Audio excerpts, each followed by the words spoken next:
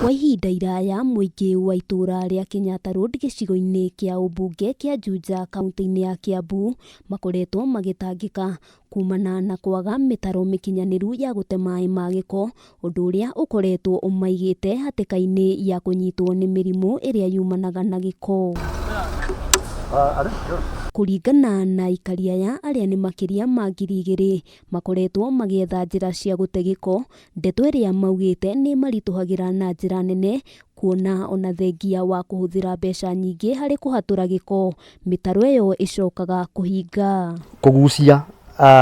Kũgucia maĩ ma gĩko marĩhaga 8,000 kana 10,000 o kũgucia raundi ĩmwe, na maita maingĩ andũ arĩa mena nyũmba iria nĩ cia ngoroba ta mũno wa Thika Super Highway aingĩ nĩ magucagia maita 3 na maita 4 he mweri, so meaning andũ nĩ mathiaga hathara ya kĩndũ 30,000 kana 40,000 o mweri makimanage ũhoro wĩgiĩ sewage. Ũndũ ũyũ ũroneka waya gũkinya mũthia na aikari aya mahote kũhuhia wega matarĩ na ciagago, kuona bengi ya thĩ nĩ yambĩkĩte waki wa mũtaro wa gũte gĩko ũrĩa nĩ wa ũraihu wa kilomita 4.7 na ũrĩa ũtanyĩtwo kũrĩkĩrĩra kwa ihinda rĩa ciumia 3 ciũkĩte.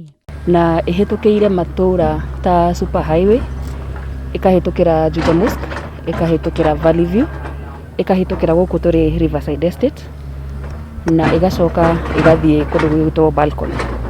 It's an entire 4.7 km.